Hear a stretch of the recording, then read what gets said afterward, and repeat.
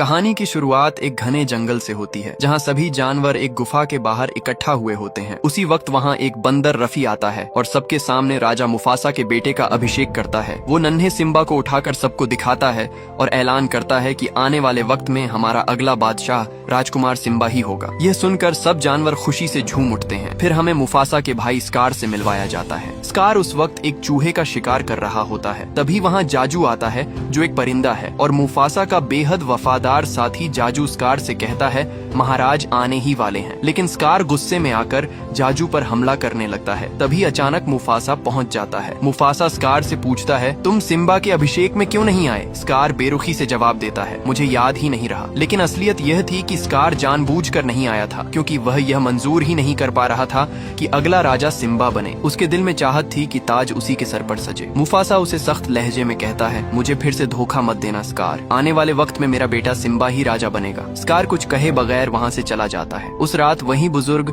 रफी पेड़ पर सिम्बा का एक चित्र बनाता है और मुस्कुराते हुए बहुत खुश होता है। अगली सुबह नन्हा सिम्बा जल्दी उठ जाता है क्योंकि उसके बाबा ने उससे वादा किया था कि वह उसे सैर पर ले जाएंगे। सिम्बा भागकर मुफासा को जगाता है। मुफासा उसे अपने साथ एक ऊंची चोटी पर ले जाता है और कहता है देखो सिम्बा, जहाँ तक इस सूरज की रोशनी फैली है वही हमारा साम्राज्य है। राजा का वक्त भी सूरज की तरह होता है, चढ़ता है और ढल जाता है। एक दिन यह सूरज मेरी सांसों के साथ डूब जाएगा और तुम्हारे साथ दोबारा उभरेगा। सिम्बा हैरान होकर पूछता है तो यह सारी गौरव भूमि मेरी होगी? मुफासा उसे समझाता है मुल्क किसी एक का नहीं होता लेकिन तुम इसके रखवाले बनोगे। सिम्बा जोश में कहता है जब मैं राजा बनूंगा तब इन पहाड़ों पर, तालाब पर और यहाँ तक कि उस काली घाटी पर भी मेरा राज्य होगा। मुफासा सख्ती से कहता है नहीं सिम्बा, तुम कभी काली घाटी नहीं जाओगे। लेकिन सिम्बा मासूमियत से कहता है पर राजा तो कहीं भी जा सकता है, कुछ भी ले सकता है। मुफासा मुस्कुराते हुए समझाता है सच्चा राजा यह नहीं सोचता कि वह क्या ले सकता है बल्कि यह सोचता है कि वह क्या दे सकता है। और जब तुम राजा बनोगे तो तुम्हें हर जिंदगी की कदर करनी होगी, चाहे वह रेंगती हुई चींटी हो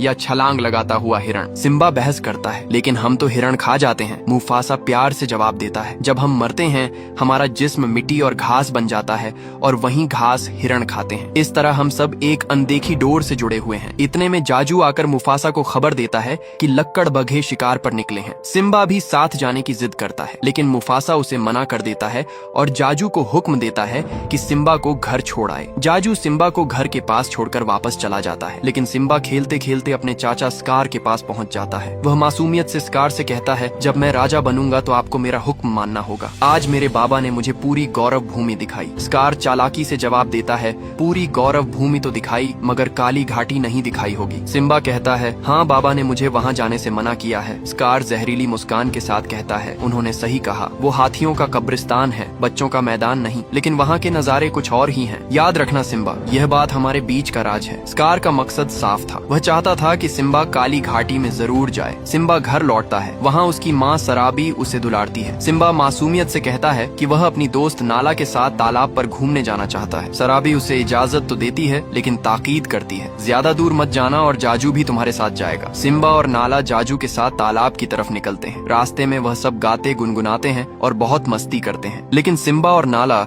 चालाकी से जाजू को चकमा देकर छिप जाते हैं और धीरे धीरे काली घाटी की ओर बढ़ने लगते हैं। काली घाटी में हर तरफ हड्डियां पड़ी हुई थीं। चारों ओर सूना सन्नाटा और भयानक शांति थी। नाला घबराकर सिम्बा से कहती है हम घर से बहुत दूर आ गए हैं, हमें वापस चलना चाहिए। सिम्बा उसकी बात नहीं सुनता और जिद करता है हम काली घाटी में आ गए, अब हमें कोई भी बच्चा नहीं कहेगा। वे धीरे धीरे आगे बढ़ते हैं। चारों ओर से उबलता हुआ लावा दिखाई देता है। उन्हें ऐसी अनुभूति होती है जैसे कोई उन्हें देख रहा हो मगर सामने कुछ भी नजर नहीं आता। वे आगे बढ़ते रहते हैं। तभी लकड़बग्घ आकर उन्हें चारों ओर से घेर लेते हैं। माहौल घना हो जाता है। उनमें से मुखिया शेंजी आगे आती है और बोली आज हमारी किस्मत जाग उठी क्योंकि आज हम एक राजकुमार को खाएंगे। सिम्बा पर उसकी बात असर नहीं करती। वह शेर की सूरत दिखाने की कोशिश में कहता है तुम मुझे छू भी नहीं सकती क्योंकि मैं होने वाला राजकुमार हूँ। शेंजी ठाका मारकर बोली मुफासा का हम पर राज्य नहीं चलता और फिर वे उन पर टूट पड़ते हैं। तभी जाजू उड़ता हुआ आ पहुँचता है और चिल्लाकर कहता है इन्हें जाने दो, इनसे बहुत बड़ी गलती हो गई और अगर तुमने इन्हें मारा तो महाराज तुम्हारी लाशें बिछा देंगे। जाएंगे। शेंजी डरती नहीं, वह कहती है लक्कड़ बग्गों और शेरों की जंग तो हमेशा से चलती आ रही है, इसीलिए आज हम मुफासा के वंश को ही खत्म कर देंगे। और हमला तेज हो जाता है। जाजू बहादुरी से झपटता है और बच्चों को भागने का इशारा करता है। सिम्बा और नाला चिल्लाते चिल्लाते एक छोटी सी सुरंग में कूद जाते हैं। लकड़बग्घे उन्हें दाढ़ते हुए सुरंग के मुंह पर घूमते रहते हैं। सिम्बा और नाला सुरंग के भीतर रेंगते घिसटते हुए आगे निकलते हैं और हिम्मत करके सुरंग से बाहर आते हैं, पर बाहर भी सारे लकड़बग्घे फिर से उन्हें घेर लेते हैं। तभी मुफासा धमाकेदार अंदाज में पहुंचता है और उन सभी पर टूट पड़ता है। लकड़बग्घे डर के मारे पीछे हट जाते हैं। मुफासा शेंजी से कहता है, आज के बाद मेरे बेटे की तरफ आंख उठाकर देखा तो मुझसे बुरा कोई नहीं होगा। शेंजी गुहार लगाती है, हमसे गलती हो गई महाराज, हमें माफ कर दो। मुफासा उन्हें आखिरी चेतावनी देता है, फिर अपने बच्चों के साथ वहाँ से चला जाता है। वह उन्हें एक सुरक्षित जगह पर ले जाकर रोकता है, फिर जाजू को हुक्म देता है, नाला को घर ले जाओ। जाजू कहता है, सिम्बा को ज्यादा मत डांटना। मुफासा जवाब देता है, बच्चों को सबक सिखाना भी तो बाप का फर्ज है। जाजू नाला को साथ लेकर चला जाता है। सिम्बा अपने पिता के पास लौटता है। मुफासा उससे सख्ती से कहता है, तुमने जानबूझकर मेरी बात नहीं मानी, तुम्हारी जान जा सकती थी और उससे भी बड़ी गलती की। तुमने नाला को खतरे में डाला, तुम्हें अंदाजा भी है कि यह कितना गलत था। तुमने गौरव भूमि का भविष्य दांव पर लगा दिया। सिम्बा शर्मिंदा होते हुए कहता है, मैं आपको दिखाना चाहता था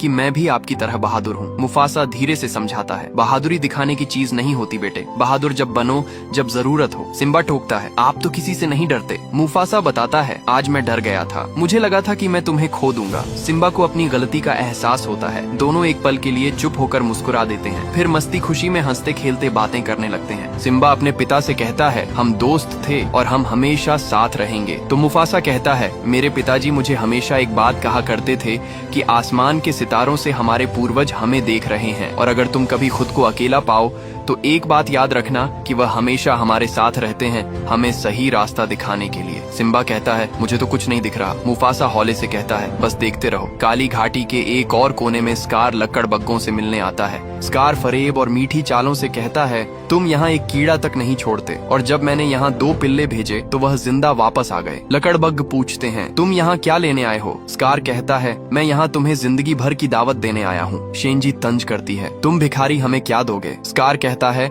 मैं गौरव भूमि का हर एक जानवर तुम्हें दूंगा जिसको तुम अपना शिकार बना सकते हो। तो शेंजी कहती है, गौरव भूमि तुम्हारी नहीं कि तुम उसे बांट दो। गौरव भूमि में महाराजा के बगैर शिकार नहीं हो सकता। स्कार ठंडी मुस्कान देता है और कहता है, क्यों ना हम सब उसे मिलकर मार दें, और जब मैं राजा बनूंगा तो तुम जितना मर्जी हो उतना शिकार कर सकते हो। लकड़बग्घों की आंखों में लालच की चमक जग उठती है। वे स्कार के साथ हो जाते हैं। अगली सुबह घाटी के बीचों बीच हमें सिम्बा और स्कार नजर आते हैं। सिम्बा कुछ उदास है। वो अपने चाचू स्कार से कहता है, कल जो कुछ भी हुआ उसकी वजह से बाबा मुझसे बहुत नाराज हैं। स्कार एक चालाक मुस्कान के साथ जवाब देता है, इसीलिए तो हम यहाँ आए हैं मेरे प्यारे भतीजे, यहाँ तुम अपनी दहाड़ की प्रैक्टिस कर सकते हो। ऐसी दहाड़ की पूरी घाटी गूंज उठे, और जब तुम्हारे बाबा इसे सुनेंगे तो गर्व से मुस्कुराएंगे। जब तुम्हारे बाबा छोटे थे उन्होंने भी यहीं ऐसे ही दहाड़ लगाई थी। इतना कहकर स्कार वहाँ से चला जाता है, पर यह सब उसकी चाल थी। वो अपने साथियों को इशारा करता है और कुछ ही देर में सैकड़ों जंगली भैंसे घाटी में छोड़ दिए जाते हैं। धरती कांप उठती है, धूल का तूफान उठता है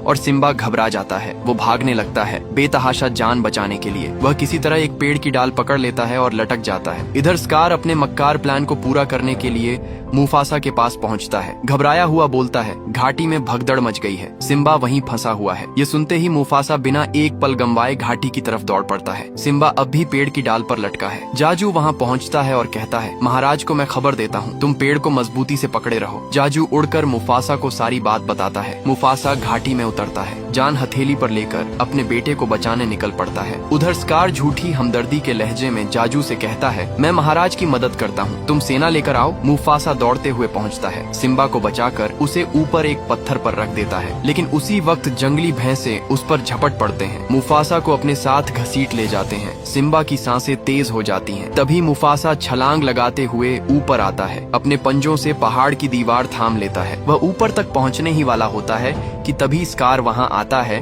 और एक झटके में मुफासा को नीचे धकेल देता है। सिम्बा नीचे होता है, बस अपने बाबा को गिरते हुए देख पाता है। वह दौड़कर उनके पास जाता है, उन्हें उठाने की कोशिश करता है, लेकिन मुफासा अब कभी नहीं उठेंगे। सिम्बा रोता है, पुकारता है, मदद के लिए चिल्लाता है, पर कोई जवाब नहीं। थका हुआ टूट चुका सिम्बा अपने बाबा की गोद में ही सो जाता है। कुछ पल बाद स्कार वहाँ आता है, चेहरे पर बनावटी दुख, आवाज में झूठी हमदर्दी। ये तुमने क्या किया सिम्बा? तुम्हारी वजह से महाराज अब इस दुनिया में नहीं रहे। तुम्हारे बाबा को तुमसे तुमसे कितनी उम्मीदें थीं, कितने प्यार से उन्होंने तुम्हें पाला था और तुमने उन्हें यह सिला दिया। सिम्बा कांपती आवाज में कहता है, मुझे नहीं पता था ऐसा हो जाएगा। स्कार झूठी चाल चलते हुए कहता है, तुम्हारी माँ क्या सोचेगी कि उसके बेटे ने ही अपने बाबा की जान ले ली। भागो सिम्बा, भाग जाओ और कभी लौट कर मत आना। सिम्बा भागता है जंगल की ओर, लेकिन स्कार अपने लकड़बग्गों को हुक्म देता है, उसे मार दो। लकड़बग्ग उसके पीछे पड़ जाते हैं। सिम्बा पहाड़ी पर चढ़ता है, रास्ता खत्म हो जाता है, वह फिसल कर नीचे गिर जाता है। लकड़बग्गों को लगता है कि सिम्बा मर गया और वह लौट जाते हैं, लेकिन सिम्बा जिंदा होता है, टूटा हुआ, अकेला।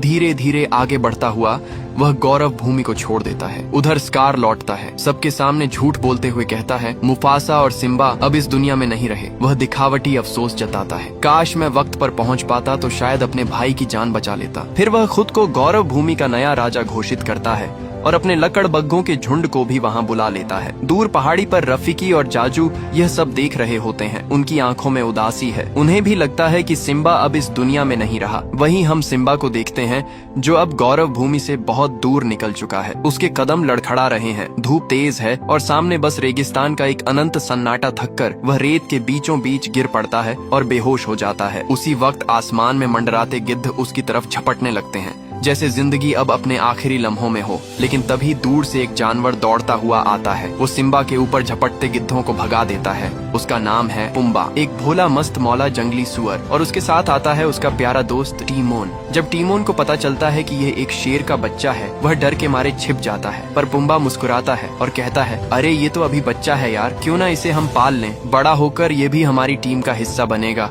और फिर सोचो हमारी जोड़ी कितनी खतरनाक लगेगी। दोनों ठहाका लगाते हैं। सिम्बा धीरे धीरे होश में आता है। टीमोन और पुम्बा उसे बताते हैं कि हमने अपनी जान पर खेलकर तुम्हें बचाया है। लेकिन सिम्बा टूटी हुई आवाज में कहता है, क्या फर्क पड़ता है। दोनों हैरान हो जाते हैं। पुम्बा पूछता है, भाई क्या हुआ, किस बात की परेशानी है। सिम्बा सिर झुकाकर कहता है, मुझसे एक बहुत बड़ी गलती हो गई है। टीमोन मुस्कुराता है और कहता है, गलती तो हर किसी से होती है, इसलिए परेशानी छोड़ो और हमेशा खुश रहो। फिर दोनों सिम्बा को अपने साथ अपने घर ले जाते हैं। एक खूबसूरत हरा भरा जंगल जहाँ बस आजादी है और मस्ती। वो तीनों साथ चलते हैं, गाना गाते हैं। सिम्बा के चेहरे पर अब एक मुस्कान है, जैसे दर्द की जगह अब सुकून ने ले ली हो। वक्त गुजरता है, सिम्बा अब बड़ा हो चुका है। वह और उसके दोनों दोस्त टीमोन और पुम्बा, तीनों की दोस्ती मिसाल बन चुकी है। लेकिन दूसरी तरफ गौरव भूमि की हालत अब पहले जैसी नहीं रही। वह सुनहरी धरती अब वीरान हो चुकी है। लकड़बग्घे खुलेआम शिकार कर रहे हैं क्योंकि अब वहाँ का राजा है। स्कार नाला ये सब देखकर परेशान है। वो रानी सराबी से कहती है, हमें कुछ करना होगा वरना सब खत्म हो जाएगा। पर सराबी कहती है, अब स्कार राजा है और उसके खिलाफ जाना मुमकिन नहीं। नाला कहती है, तो फिर हमें यह जगह छोड़ देनी चाहिए। लेकिन रानी सराबी धीरे से कहती है, गौरव भूमि हमारा घर है और हम अपना घर छोड़कर नहीं जा सकते। इसी दौरान स्कार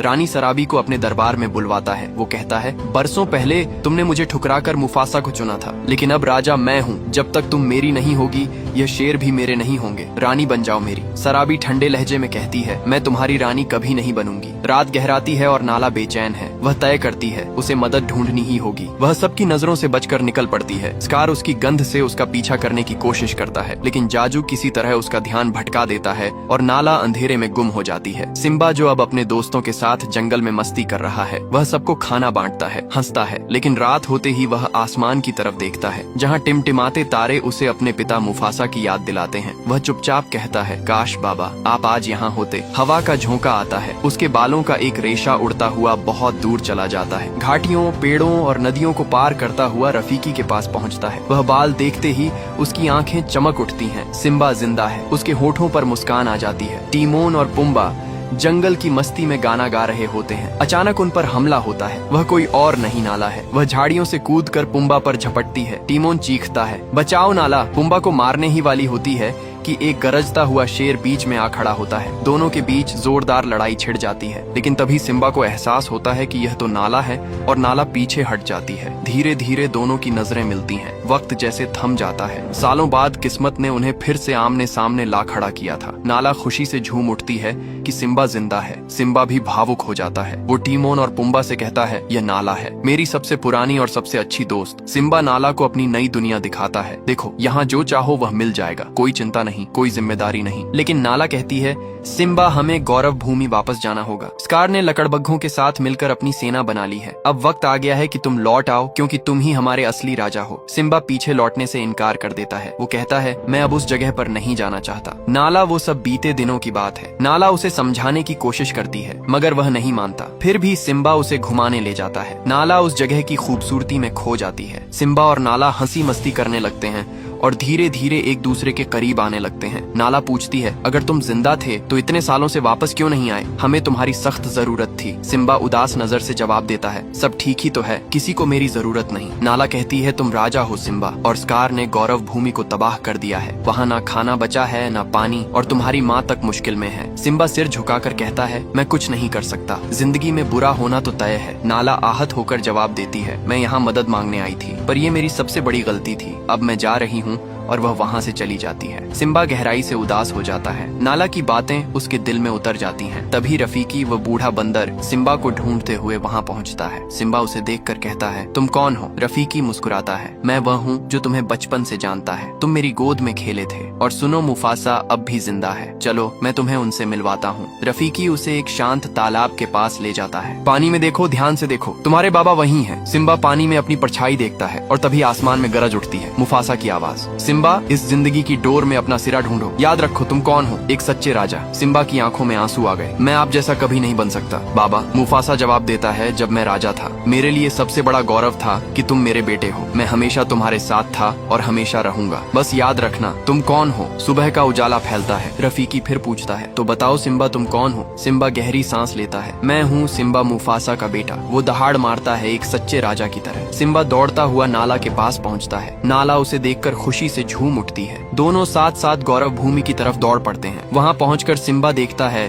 धरती सूख चुकी है, हर तरफ तबाही है। नाला पूछती है, अब तुम क्या करोगे? सिम्बा जवाब देता है, मेरे बाबा ने कहा था सूरज की रोशनी जहाँ तक जाती है वहाँ तक मेरा राज और मेरी जिम्मेदारी है। अगर मैं नहीं लड़ूंगा तो कौन लड़ेगा? जाजू भी वहाँ आ जाता है। सिम्बा को जिंदा देखकर वह खुशी से भर उठता है। टीमोन और पुम्बा भी पहुँचते हैं। जाजू कहता है, महाराज हम मरते दम तक तुम्हारे साथ हैं। स्कार इस वक्त सराबी से झगड़ रहा होता है। सिम्बा आगे बढ़ता है और गरजते हुए कहता है, दूर रहो मेरी माँ से। स्कार पलट कर देखता है और डर से उसकी आंखें फैल जाती हैं। सराबी सिम्बा को देखकर खुशी से झूम उठती है। वह अपने बेटे को सीने से लगाती है जैसे बरसों की तड़प एक पल में मिट गई हो। सिम्बा कहता है, मैं आ गया माँ। नाला भी वहाँ पहुँच जाती है और अब सब मिलकर स्कार को ललकारते हैं। स्कार तंज भरे लहजे में कहता है, तो बताओ सिम्बा, इन सबको सच्चाई बताओ। मुफासा की मौत का जिम्मेदार कौन है? वो एक हादसा था। स्कार हंसता है, जो अपने बाप का ना हुआ वो हमारा क्या होगा? फिर वह चालाकी से सिम्बा को पहाड़ के किनारे तक ले जाता है। सिम्बा फिसलकर किनारे पर लटक जाता है। तभी बिजली कड़कती है और पूरे मैदान में आग भड़क उठती है। स्कार झुककर कहता है, क्या नजारा है ना सिम्बा? उस दिन मुफासा भी ऐसे ही मेरे सामने लटका था। और फिर स्कार अपने पाप का इजहार करता है, मुफासा को मैंने ही मारा था। ये सुनते ही सिम्बा की आंखों में आग जल उठती है। वो स्कार की गर्दन पकड़कर ऊपर छलांग लगाता है। अब सबको सच्चाई मालूम हो चुकी थी। स्कार ही मुफासा का कातिल था। स्कार गुस्से में लकड़बग्घों को आदेश देता है, सबको मार डालो। लेकिन सिम्बा के साथी टीमोन, पुम्बा, नाला और बाकी शेर सब मिलकर लकड़बग्घों से भिड़ जाते हैं। जंगल में शुरू होती है एक जबरदस्त जंग। दहाड़ों और चीखों से पूरी धरती गूंज उठी। आखिरकार सिम्बा और उसके साथी लकड़बग्घों को हरा देते हैं। स्कार अब जान बचाकर भागता है। सिम्बा उसके पीछे पहाड़ की चोटी तक पहुंच जाता है। अब स्कार के पास कोई रास्ता नहीं बचता। वो गिड़गिड़ाते हुए कहता है, मुझे माफ कर दो। सिम्बा ठंडी निगाहों से जवाब देता है, इतना सब कुछ करने के बाद तुम्हें माफ कर दूं? स्कार बहाना बनाता है, मैंने कुछ नहीं किया, ये सब लकड़बग्घों का काम है, मैं तो उन्हें रोकने वाला था। सिम्बा कहता है, तुमने सबको धोखा दिया, मुझे भी। स्कार आखिरी बार कहता है, तो अब तुम अपने चाचा की जान लोगे? सिम्बा शांत स्वर में कहता है, नहीं, मैं तुम जैसा नहीं हूँ, और उसे वहाँ से जाने को कहता है। लेकिन स्कार फिर चाल चलता है। वह राख उछालकर सिम्बा की आंख में चिंगारी डालता है और हमला कर देता है। दोनों के बीच भीषण लड़ाई होती है। आखिरकार सिम्बा स्कार को नीचे फेंक देता है। स्कार गिर तो जाता है मगर जिंदा होता है। उसी वक्त लकड़बग्घे उसके पास आते हैं। वह कहते हैं, तू हमें मारने वाला था, और फिर सब मिलकर स्कार को खत्म कर देते हैं। फिर बारिश शुरू होती है। धुआं और आग धीरे धीरे मिट जाते हैं और जैसे जैसे आसमान साफ होता है वैसे वैसे जंगल फिर से जिंदा होने लगता है। समय बीतता है। अब सिम्बा और नाला का एक नन्हा बच्चा हुआ है जो आने वाले समय में इस धरती का अगला राजा बनेगा। पूरा जंगल खुशी से गूंज उठता है। अगर इस कहानी ने आपकी रूह को भी थोड़ा महसूस किया है तो सब्सक्राइब जरूर कीजिए, क्योंकि हमारी अगली कहानी शायद आपके दिल की ही हो।